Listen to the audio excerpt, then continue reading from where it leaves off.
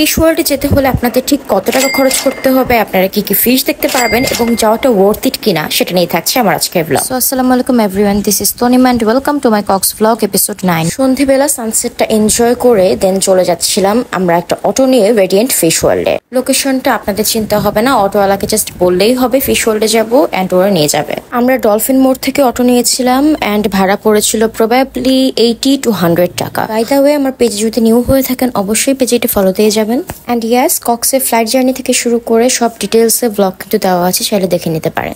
মাত্র 10 থেকে 15 মিনিটের মাথায় আমরা এসে পৌঁছে গেলাম রেডিয়েন্ট ফিশ ওয়ার্ল্ডে। বাই দ্য ওয়ে, টিকিটটা কিন্তু আমরা এখানে এসে কাটিনি। টিকিটটা আমরা যখন অটো নিয়ে আসছিলাম তখনই এই রেডিয়েন্ট ফিশ ওয়ার্ল্ডের গলির ঠিক মাথায় এদেরই কিছু ভলেন্টিয়ার অর সেলসম্যান, তারা দাঁড়িয়ে থাকে টিকিট বিক্রি করার জন্য। তো ওদের কাছ থেকেই আমরা একটা প্যাকেজ নিয়ে নিই। সো এটা ডিটেলসে আমি একটু পরে আসছি, আগে চলুন আপনাদের একটু ঘুরিয়ে দেখাই। রেডিয়েন্ট ফিশ ওয়ার্ল্ডে আসলে আপনারা 195 different types of sea fishes বা 195টি ধরনের বিভিন্ন সামুদ্রিক মাছ দেখতে পারবেন। এই মাছটা দেখলাম, এটা ছিল ভয়ঙ্কর পিরানহা মাছ। এখানে ক্র্যাব, দেন স্নেক, ছোট ছোট কিছু টাইপস আর কি এখানে ডিসপ্লে করা ছিল। এখানে মাছ দেখলাম, এই মাছগুলোর ওজন সর্বোচ্চ 300 কেজি পর্যন্ত হতে পারে, এটা লেখা। আর তানজিল প্রবাবলি এটাই বলছিল যে দেখো এই মাছের মুখটা কেমন। বাই দ্য ওয়ে, এখানে অনেক সুন্দর সুন্দর কিছু কালারফুল মাছ এখানে পানির মধ্যে রাখা ছিল।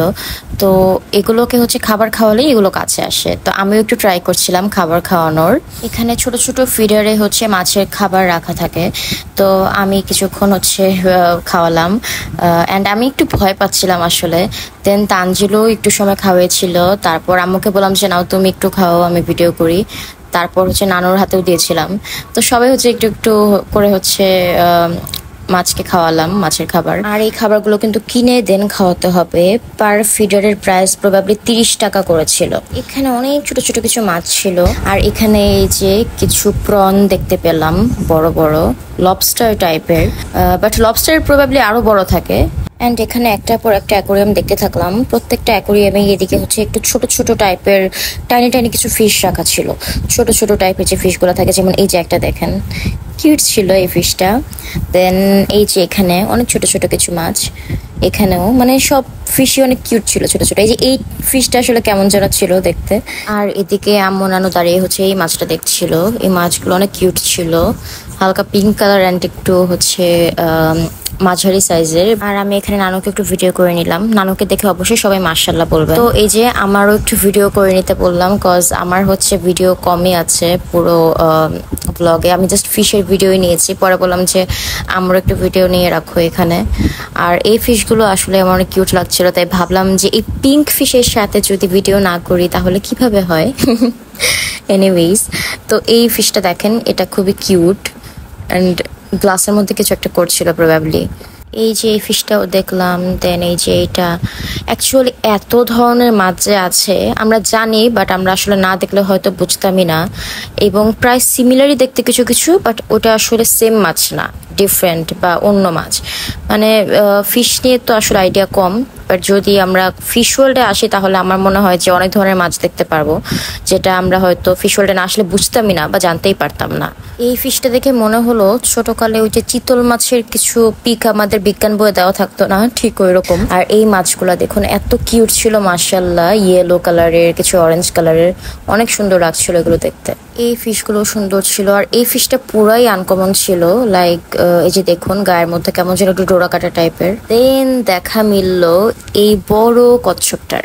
রেডিয়েন্ট ফিশ ওয়ার্ল্ডের প্রথমে যে ফিশগুলো দেখবেন খুবই বেসিক, বাট দেন ভেতরের দিকে যখন যেতে থাকবেন আস্তে আস্তে সব সুন্দর সুন্দর ফিশ দেখবেন, সুন্দর সুন্দর সব জিনিসগুলো এক্সপ্লোর করতে পারবেন।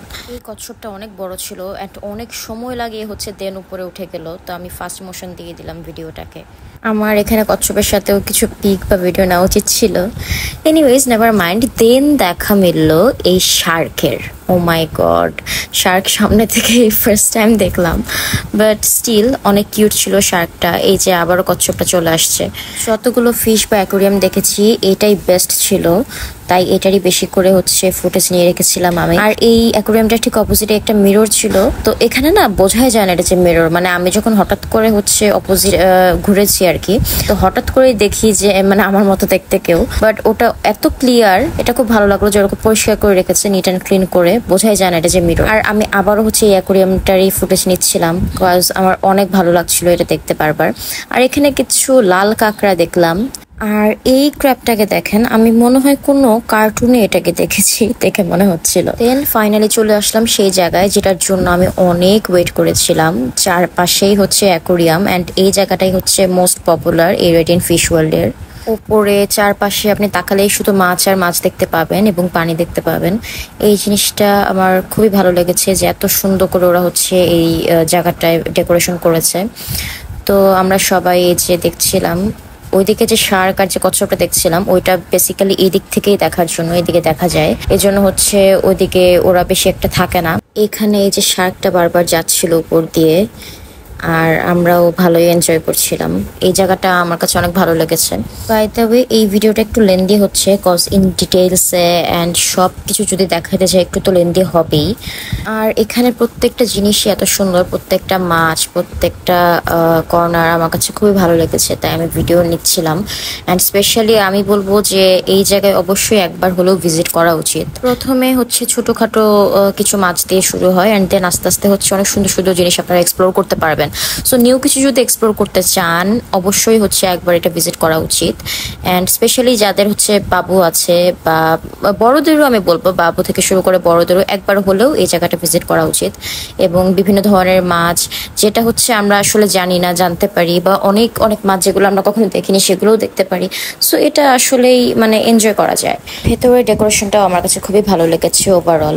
এবার টিকিট প্রাইসে চলে আসি। ওই যে বললাম যে ওদের যে সেলসম্যানগুলো দাঁড়িয়ে থাকে রাস্তায়, আমরা ওদের কাছ থেকেই নিয়েছিলাম। 1500 চেয়েছিল, বাট বার্গেন করে আমরা সেটা 1400-তে নিয়েছিলাম। আর আপনারা যদি এখানে এসে টিকিট কাটেন সেখানে কিন্তু বার্গেন করার কোনো সুযোগ নেই। পার পার্সন 300 করে এন্ট্রি ফি, এবং এটাই দিতে হবে। পুরোটা ঘুরে দেখতে আপনাদের 1 থেকে 1.5 ঘন্টার মতো লাগবে। আমরা যখন পৌঁছাই তখন 8টা বাজে, অ্যান্ড আমরা যখন বের হই তখন কিন্তু 9টা বেজে গিয়েছিল। আমাদের 1 ঘন্টা লেগেছিল, বিকজ আমরা অনেক ফাস্ট দেখেছি অ্যাজ রাত হয়ে যাচ্ছিল। এখানে অনেক কালারের ফিশ ছিল, লাইক সব কালারেরই, এন্ড এটা অনেক কিউট ছিল। বাই দ্য ওয়ে, এখানে হচ্ছে ফার্স্ট আর সেকেন্ড ফ্লোর এই দুইটা তালাই হচ্ছে আপনারা ফিশ দেখতে পারবেন। এখানে একটা মুভি দেখানো হয় 3D, এটা অবশ্যই দেখা ট্রাই করবেন। পার পার্সন 50 টাকা করে নেয়, 15 মিনিটস প্রবাবলি। আমার ভালোই লেগেছে, আর নিউ থিংস এক্সপ্লোর করতে ভালো লাগে। আপনারাও চাইলে দেখবেন এটা অবশ্যই। থার্ড ফ্লোরে আপনারা পাবেন একটা ফুড কোর্ট, খেলার জায়গা বাচ্চাদের, সেখানে আপনারা চাইলে নাস্তা করতে পারবেন, বাচ্চারা চাইলে খেলতে পারবে। আর এখানে কিন্তু একটা পার্লার স্টোর আছে, এবং এখানে অনেক সুন্দর সুন্দর কিছু সোভেনিয়ার দেন জুয়েলারি ছিল। প্রত্যেকটা জিনিসই খুবই সুন্দর সুন্দর ছিল, এন্ড প্রাইস ট্যাগ এখানেই দেওয়া ছিল। Anyways, I will definitely recommend this place. অবশ্যই কক্স আসলে আপনারা এই জায়গায় ঘুরে যাবেন। ভালো লাগলে লাইক কমেন্ট এবং শেয়ার করে দেবেন। আল্লাহ হাফেজ।